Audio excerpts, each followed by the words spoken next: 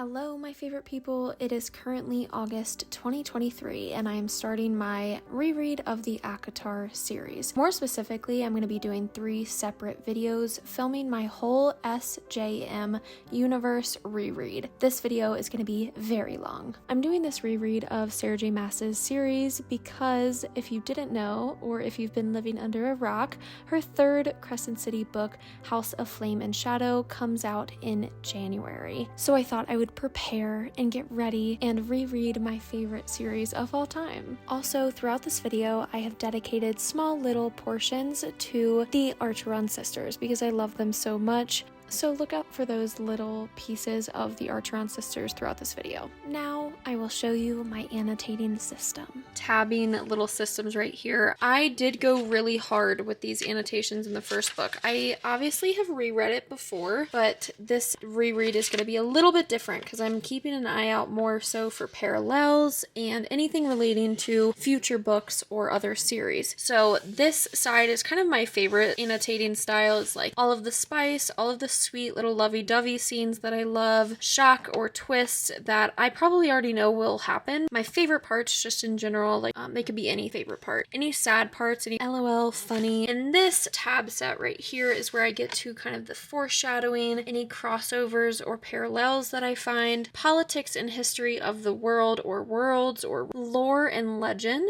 magic and abilities. So again, any information given about magic, items, and tattoos. I wanted to focus on tattoos because a lot of them are very important. And then obviously the realm or the world. So anything just talking about Prythian. I don't like writing in my books. If I want to underline anything, I will underline. But if I want to add any specific notes to my books, like actual annotations, I've already reread this year actually with my husband Brock in this video. So you guys can go watch that. It's all of his thoughts and like what he thought on the book. It's not really like a fun little reread. It's gonna be like we're hunting for stuff. This basket is literally gonna be my lifesaver during this little series that I'm doing. I'm taking this way too seriously. I'm so excited. Okay.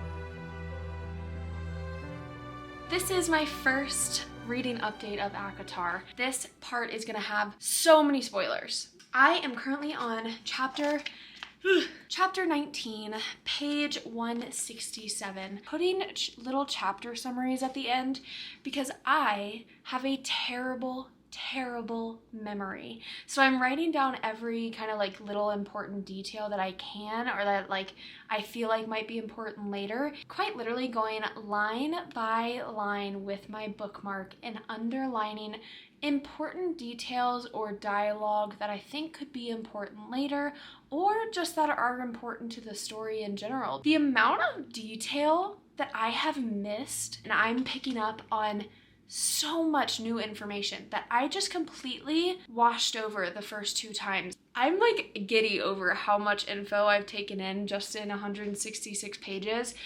And it just makes me so much more excited to continue reading this series. I just want to go over a few like parallels that I've seen, okay? So some crossover stuff.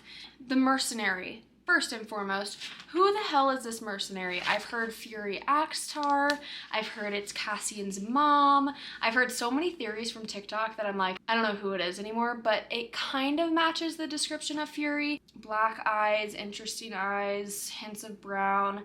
But specifically, her voice was clipped with an accent I'd never heard before, and that's on page 25. On page 44, the Fae still governed the northern parts of our world. Frozen wastelands and sand-blasted deserts, all the way to the great ocean on the other side. This world and Throne of Glass are on the same world. Like the great ocean was mentioned in ACOTAR, the western waste, the frozen wastelands, the deserted land. Like there's so many connections just in that one little paragraph.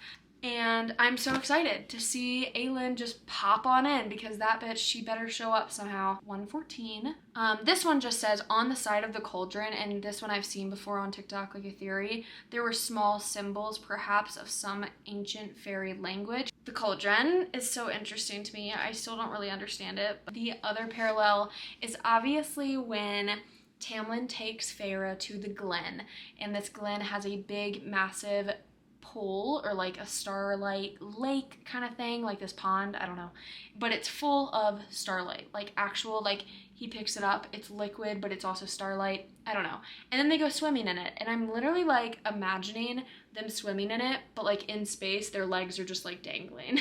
Like, so I do think that that is a portal, whatever you want to call it. Like, I do think that is somewhere where people go through and like travel through space and time to get to other realms and universes. I do think that is what it is. I'm having a blast. This is wonderful. I will update you guys when I am done with this one and moving on to the second book.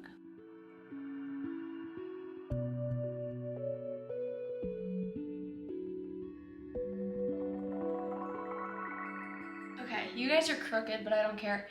At the beginning of this video, I said that I was going to dedicate portions to specific female main characters.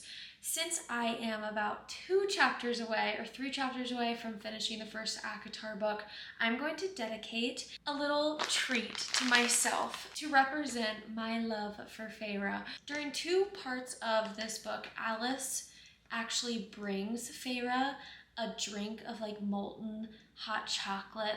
It's hot chocolate, but I think it's a little thicker than hot chocolate. Like in my head, it's like not a pudding, but not a straight drink. Like it's a little bit thicker. And that's what I'm gonna make. I've got some ingredients here. I'm gonna make just some hot chocolate today.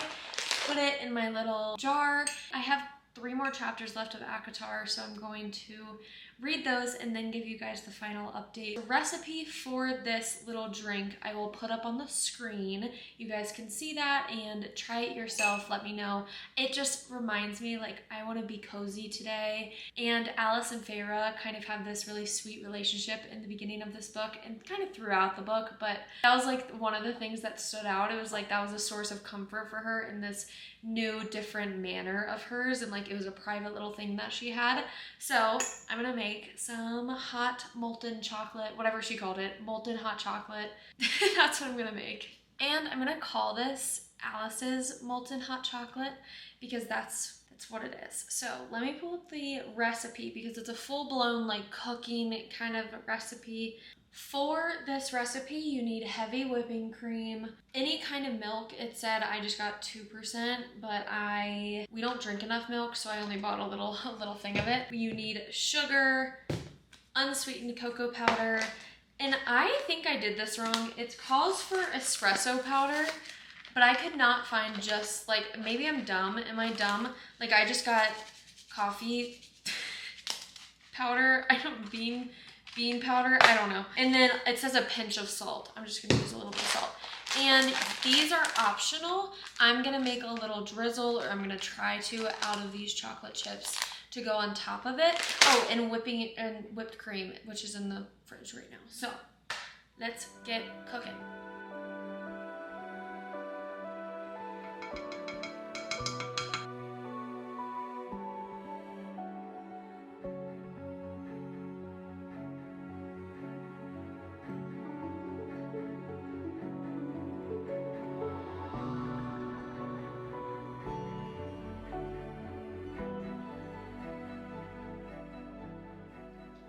I'm so excited. Ow, that's kind of hot.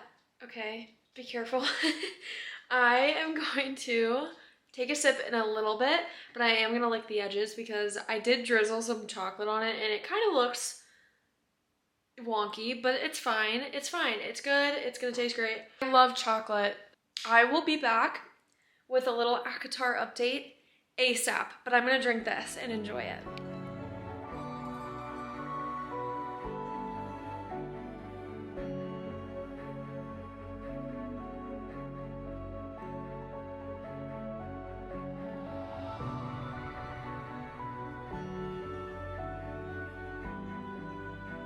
I finished. Third reread of A Court of Thorns and Roses is done, and it's right here. I'm so excited. I have not ever reread this book. I will say this third reread that I did has been my favorite out of all of them. In ACOTAR, my annotating system was tabbing and kind of underlining literally on each page that I could. I think I might change a few of these colors and add in this one. I want to add like a character tab, so like anything dealing with a certain character. I don't know if I would dedicate a color to a character, but just something character wise, because I felt like in this one I was like, oh shoot, that's really important about Tamlin, I should remember that. There's obviously a lot of parallels, but I would say it's more foreshadowing right now.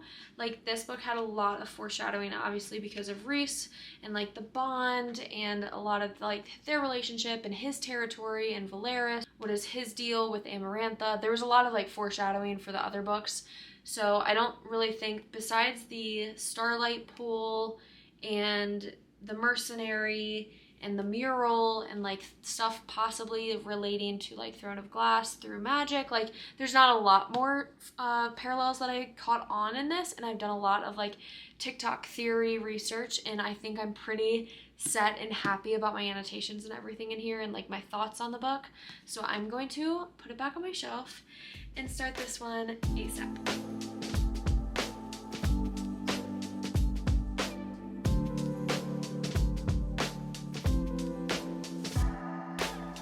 The only thing that I really changed was this one. Instead of it being like just about magic or abilities, I'm making it just character info. So like if magic is brought up, then I will put that one on there. We're gonna do a little update, okay? This is my first update and probably my last until I finish. There's been a lot of colors in this book. This is a very colorful book. Let me see. I'm on page 236. I forgot every single damn detail in this book. Like, rereading has been so helpful, so fun. I'm enjoying it so much. It's because I've kind of made a routine out of it now, to where every morning I wake up, I usually wake up at 6. I shower, I get dressed. I go downstairs, it's 6:30. I make my breakfast. I eat my breakfast because I can't eat and read. From 7 to 9, I am reading. That's kind of a lie, because on this book, I've limited myself to 50 pages a day because I want to take my time. I want to absorb it. I want to think about what I've just highlighted. I'm about to refill them because I've run out of my blue one, because I think that there are a lot of sad little elements to this book so far, just like me feeling really, really bad for Feyre when she is stuck in Tamlin's manor, and just like there's just so many signs of depression and PTSD, and the poor girl is just struggling and no one in the Spring Court is helping her. My heart ached for her. Let's talk about some just like things I picked up on, some key notes that I like just want to remember. There's a few reds directly in the beginning because of what Tamlin did to her and just like made her feel trapped, kind of like she did under the mountain. There's just been a lot of stuff that I'm like, wow, I forgot.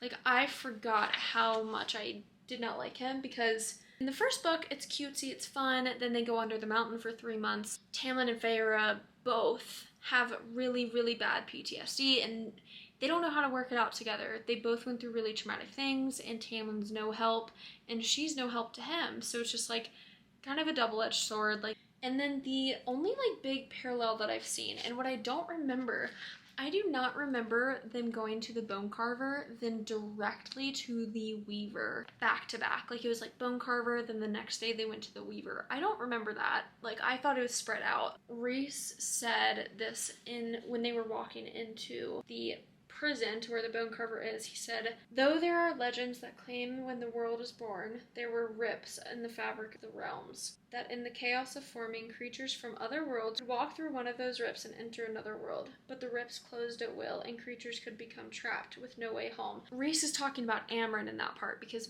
they believe Amren came from a different world. She like walked through one of these rips in the realms and came to Prythian. I'm wondering where Amren came from. This book it's so good, and you just see Feyre's slowed character development because she's so wrapped with PTSD and depression at the beginning. She's very thin, she doesn't feel very well, like she's constantly sick. But then in the last chapter I just read with the Weaver, you see her, she said, I finally feel. I felt my fear, and she felt something and it made her feel like a human and like Feyre again, like herself. You just slowly see the creeping start back in, and it's all because Rhys allows her to be what she truly is. She's a Fae now. Like, she doesn't need to be coddled or pampered because she's like a gentle human anymore, what Tamlin was trying to do. She's Fae.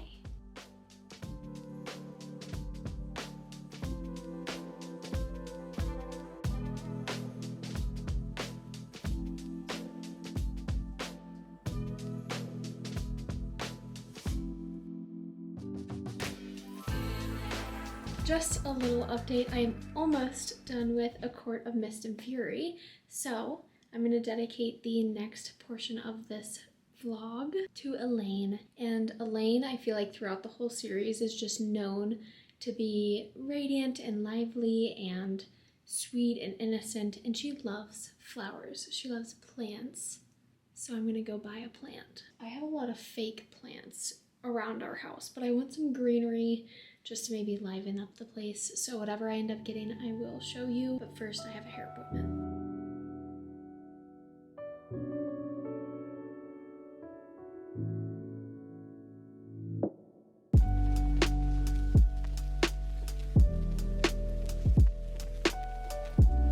Okay, I got this little guy.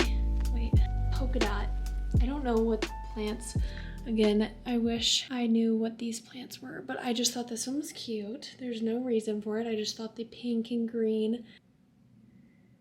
I just love it. It's so cute and little. This little pot, gray and white pot that I'm going to plant this little guy in. And then I got this guy because I know I won't kill a cactus. At least I don't think I will. So my reasoning, ow. That hurt. You want to know why I got this cactus? It's called a fairy castle. I don't know, kind of cute. I know nothing about plants, but I did it, and I got this little green pot, and she said that I had to keep the cactus in this thing because there's no drainage hole in this guy. Didn't really think that one through. I feel like Elain would be proud, but also disappointed because in like a month, we're gonna check back in. I don't know if these guys will still be here, but we're gonna try.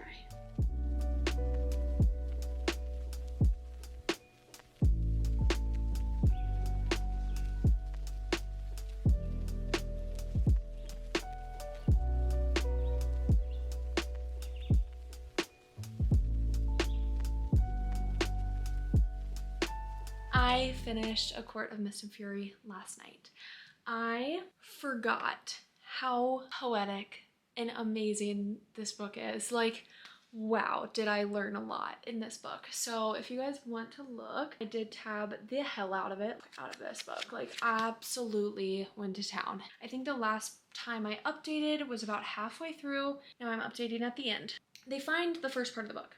They bring it to Amren because she's the only one who can read it. On page 359, this is about the first part of the book, the first half of the book. Moore says, "What language is that?" I thought Amren's hands might have been shaking, but she shoved them into her pockets.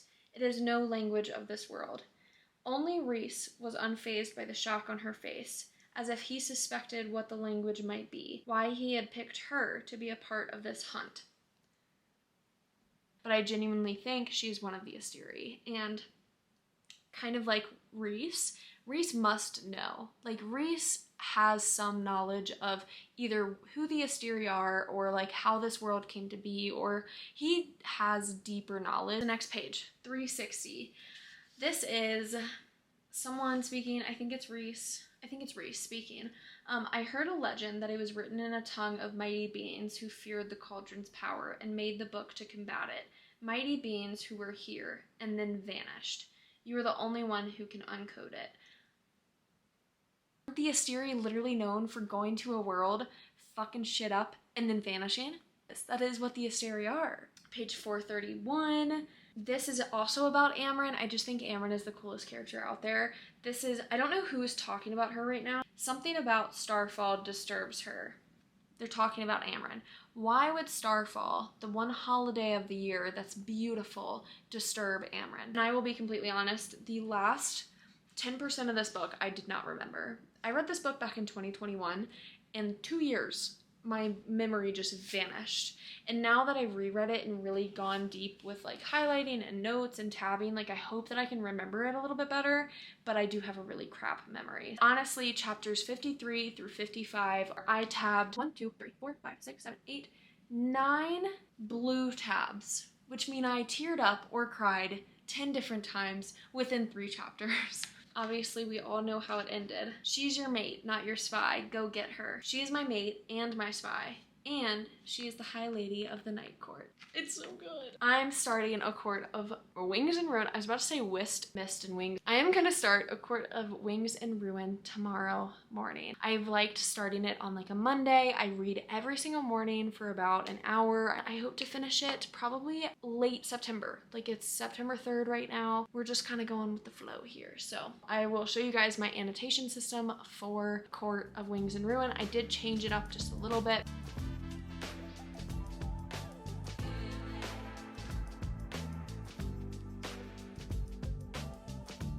So I changed up the annotations just a little bit. Instead, I condensed this into one because I noticed I don't use the funny one as much, but then all of these. And then I added character info because I feel like there's a lot that I could tab or potentially have like meaning. This one just says important, and then all of my normal ones over here that I've been doing.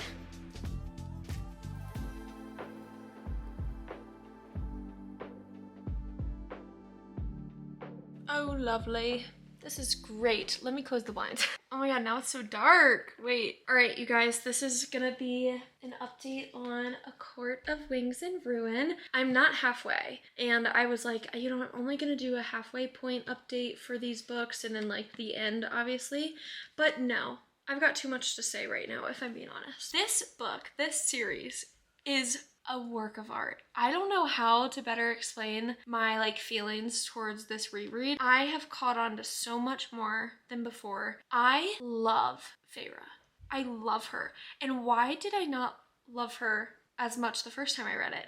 Like on Book Talk, Bookstagram, I have seen so much shit talk about Feyre and how like she was this badass in all of these books, and she like in Nesta's book she just settled and became a mom. And I'm like, what's wrong with becoming a mom? Like what's wrong with that? She went through so much traumatic shit in these books. Like no wonder she just wants to settle down and have a normal fucking life. Like that's what she's wanted from the beginning. We see that from the beginning. She just wants to have her paints and just relax and like do things that normal girls would do. I'm annoyed that she gets a lot of hate. Maybe I missed something. No big deal if I did. I haven't really seen any like parallels to the other books in the first like 150 pages. There's a lot of like foreshadowing for this book and like for Nesta's book, but that's it. Like, oh my god, Feyre being like a mastermind. I think one of my favorite parts is when it's the summer solstice, and it is so funny. Yes, okay, it's on page 40 or 42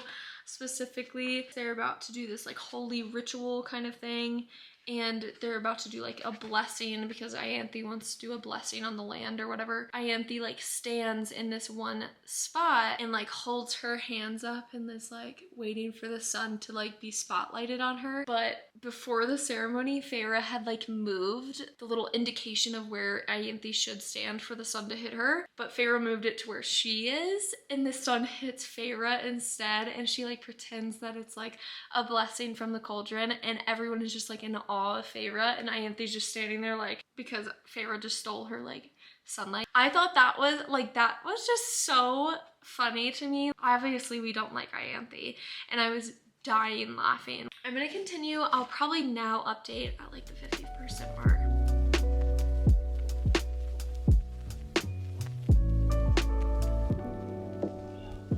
Hello.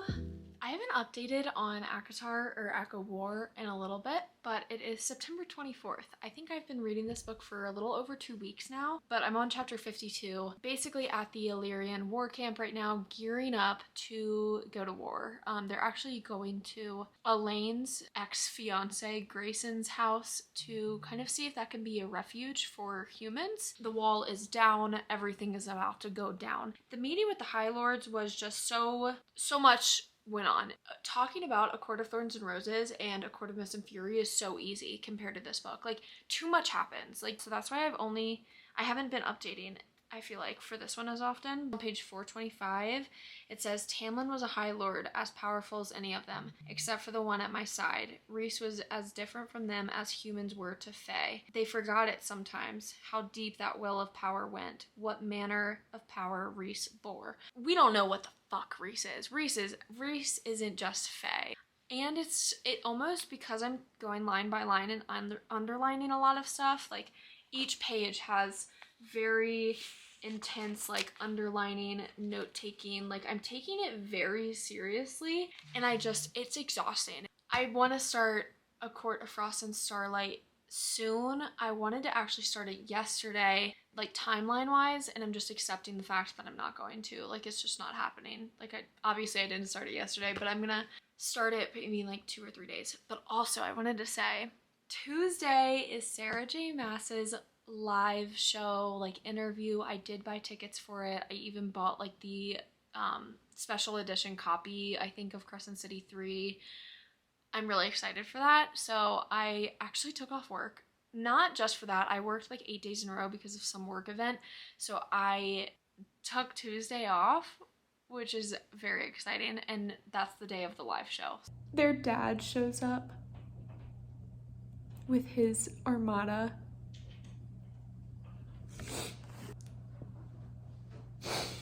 Last night was the live stream. 2 things were confirmed. Hunt and Bryce are in fact mates, and the 5th ACOTAR book is in the works right now. There was a lot more like in that discussion, but those were the 2 main things that I got out of it that I was like looking for. To start A Court of Frost and Starlight this weekend, and I will update you guys then. It's really good right now. They're just like in the middle of war. Every time the Bone Carver is mentioned, or Asriel's powers come up, or Elain's powers, that's when I get really interested. So hello, good morning. I know the lighting is absolute doo-doo in here. I finished A Court of Wings and Ruin last night. The amount of times I cried last night was absurd. I forgot how the ending is like, it's fast, it's quick, but there's so much good that happens, and like I don't even know how to describe it. I love when the good guys are losing and then you just think it can't get any worse,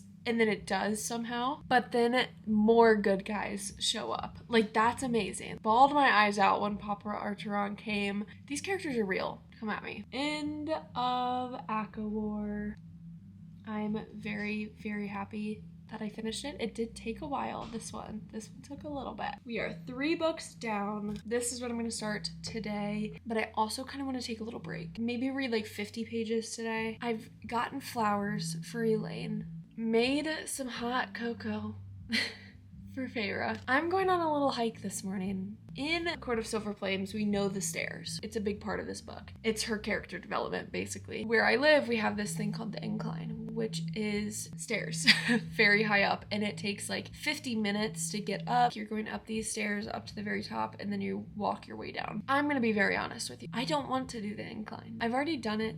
It was hard, and I don't want to do it again. So now I'm just dedicating. I live in a place where there are tons of trails and pretty little spots like lookouts and just places to go hike. So I am just gonna go take a hike. I'm not gonna do the incline, even if that would be perfect for this video. I'm sorry, I'm not doing it. No thank you. I've already done it. We're done. I'm going to start this today after I go on a little hike to dedicate to Nesta, because she's such a badass. So I'm gonna film just a little bit during this hike.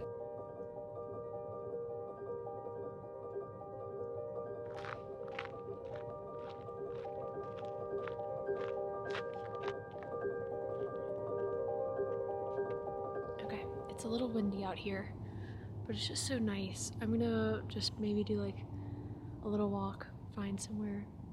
This is just outlook is so pretty, so I just wanted to stop. The view, camera just doesn't do it justice. But if you live in Colorado, the views are just beautiful.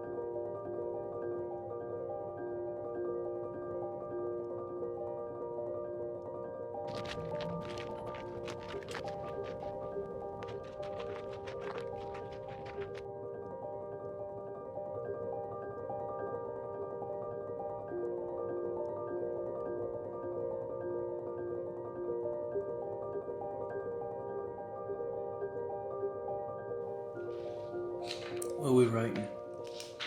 Finally, I'm almost done with this. I haven't finished it yet. I have like 10 pages left. I'm on chapter 25 and I think there's 27 chapters, 28. But I wanted to tab this book and give my final thoughts on A Court of Frost and Starlight. Who doesn't like this book? I want to understand why this book gets such a bad rep. Like, yes, it's not as obviously dense and intense as the other ones. It just leaves a lot more questions for me, I feel like, with this one. We learned so much about different characters because of so many point of views. Like, we got a Rhys, a Cassian, Feyre, Nesta, and more. But I don't think we got an Azriel or an Elain. And I think she's obviously doing that on purpose to torture us because she wants them to be a big, big old mystery. Mostly, I used the light purple, which is like my favorite parts. I used the yellow tab, which is like parts that I love or parts that I laughed at. And I also used a lot of the other purple that I have, which is like character info or like magic relating to them. I used a lot of those, and then obviously a few little blue ones, parts that I like teared up at. Of course, I teared up when Rhys was telling Feyre about how his mom like made all those dresses for his future wife. I just think that's one of the sweetest scenes ever. A lot of foreshadowing in Moore's POV.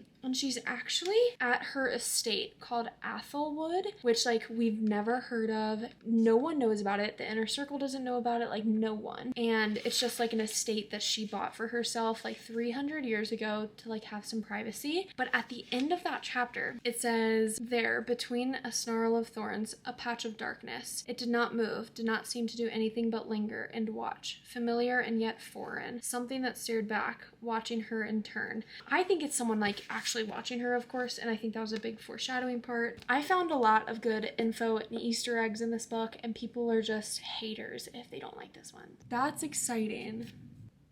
I'm so proud. This one I'm going to start in the morning, but let's make a tabbing system. I'm keeping it on the minimal side this time. I'm doing 10 colors. I think in the previous books, I did like 13 or 14 or something like that. So this is keeping it on the lighter side.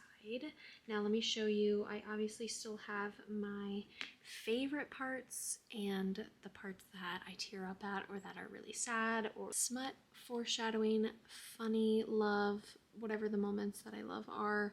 This one is items or tattoos, character info. This one is the world or realm, politics and history, and then parallels. So I did good. I only have like 2 on this one, so I kind of want to move them onto this, but they get really heavy and I don't want to lose them. So I think I'm just going to suck it up and carry around. I'm very excited to read hers again because I feel like when I first read it, it like had just come out and I was really, really like just wanting to devour the whole book because so now I get to absorb it a little bit better. But okay, that's it for now. I will see you guys when I update. An update. Oh my god, I'm 125 pages in. Chapter 11. I've tabbed a good bit. I just find Nesta to be like one of the most interesting characters. Like, she just thinks she deserves the worst. Like, she just thinks everything that happened is her fault and she has to take the blame. Like, there are so many instances and it's so sad to hear her talk about herself this way, but she just will be like, she'll say something so rude and so mean to Cassian or to anyone really, and she's like, good, let them hate me. Like, she wants them to hate her so she doesn't have to really love anything, so then she doesn't have to lose anything. So it's really like, I just love the way her brain works, and like I do think she's an absolute bitch, but I love her. And like she's doing it all because it's like a self-preservation kind of thing. She just wants to save herself. Like she's just, I get it, like she's traumatized from what she went through, and I just think that she is so powerful and one of my all-time favorite Sarah J Maas characters. She's such a in-depth character. So far, there have been a few parallels that like I've caught on to, just because I think this is when Sarah J Maas really started like, oh, I need to make these connections more apparent and like just make them like Easter egg, just like planting them. Even though she's done it throughout the whole series, I think she does it more in this book. The first one that I really noticed, Cassian noticing or remembering a massive working model of their world, the stars and planets around it, and some other fancy things that had been explained to Cassian once before. He deemed them boring and proceeded to ignore them completely, as of course had been fascinated. Rhys had built the model himself centuries ago. It could not only track the sun, but also tell time, and it somehow allowed Rhys to ponder the existence of life beyond their own world and other things Cassian had again instantly forgotten. And that was on page 37, and it's like, Cassian, why? Why do you have to instantly forget something so important? On page 91, I think it's just Koshi, the bone carver's older brother. He's no mere sorcerer. He's confined to the lake only due to an ancient spell because he was outsmarted once. But Koshi is old as the sea, even older. Some say he is death himself, but they call him Koshi the Deathless, for he has no death awaiting him. He is truly immortal. Down further on page 91, it says, I fear what may happen if he ever gets free of that lake. If he sees this world on the cusp of disaster, and he knows he could strike, and strike hard, and make himself its master, as he once tried to do long ago. Is Koshi an Asteri? Why, like, if he tried to master the world once, who is he? Because I feel like we probably already know. Anything with like old gods, I'm like, probably a parallel. On page 114, Mariel is mentioned in the library. Gwen works for Mariel. She's just a scholar, like a fiercely demanding scholar, and I believe I've seen the connection from Crescent City where Mariel is Jezebel. I completely believe that. And like, what pressing matter is Gwyneth working on?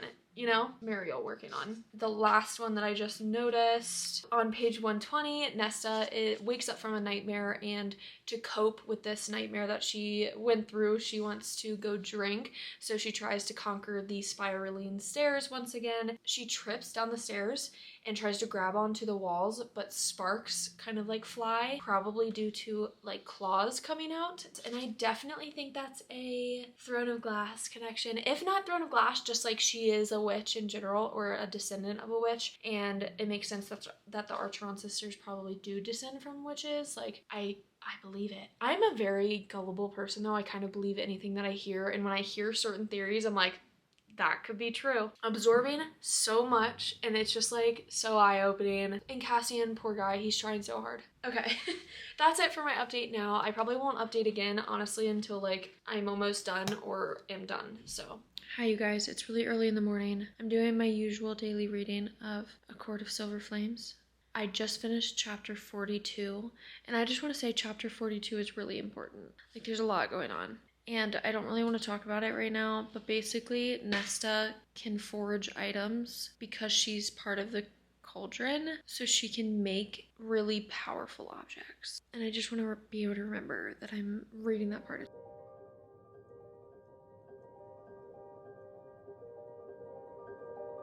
I finished A Court of Silver Flames. I don't know how to put into words my feelings about this book because of how much I love it. This is my favorite book of the whole series so far. Like, I know we're probably gonna get Elain's book soon and another book after that probably, but this one, as of right now, is my favorite. Genuinely think Nesta herself, bundle of mystery. like even after reading this, I still don't really understand what she is, or like what she's gonna be, like, and what she could be. Like, she's great, she's amazing. The end obviously tore my heart out, ripped it apart, and then put it back together. That is it. I'm so happy that I did end up reading this whole series. I know I was going to do it anyway, but I feel like it was such good timing. It was the series that I needed at the moment, and it's wonderful. It brought me back to these characters who I love, but I did forget about through my time of not reading the series. So in the year and a half that I hadn't picked up ACOTAR, I had forgotten why and how much I love them. And I think picking this back up just reminded me, like, this is why I love reading. Going so into depth with this reread made me, now this sounds so dramatic, but it made me realize that I can absorb so much if I actually take my time. And even though that I get excited in books and like when I'm reading and I just want to get it over with and I just want to like read to the very end, taking your time in the beginning, in the middle, and the end really just slows the process down and allows you to absorb it so much better in like the way that the author intended. And I'm obsessed. I love it. I just finished my reread of Throne of Glass, the first book, and I am vlogging that whole experience as well. So probably most of y'all won't even make it to the end of this video, but it's a long one and I feel like most of the time I'm just rambling, but these videos are as much for me as they are for you guys. Like I rewatch some of my videos when they're reading vlogs so I can kind of remember what the book was about or like little snippets that I want to remember. So I know this video will be helpful for me when I do reread the rest of Throne of Glass and Crescent City, when I want to come back to those parallels and like really focus on the ones that I pointed out in the video. And obviously now I have literally like all of my annotations and everything through the whole ACOTAR series, which just makes me so happy. Like now I have a reference point for so many different parts of these books and I'm excited. I'm excited to continue. Now I'm really excited to move on to Throne of Glass. I finished the first book over a weekend, like that was really quick. I feel like Throne of Glass starts to pick up on book 3 and I'm excited to get there, but I gotta get through the first few books to kind of get to the ones that I really want to read. That is it for this video. Thank you for tuning in and being patient. I know I just rambled a lot and I hope you guys, the ones who did make it to the end of this video, comment down below any of your parallels or anything that you guys want to talk about. I kind of want to treat this video kind of like a book club. Like please leave down comments below about your theories and predictions for the Crescent City 3 book coming out in January. I will see you guys in the next video.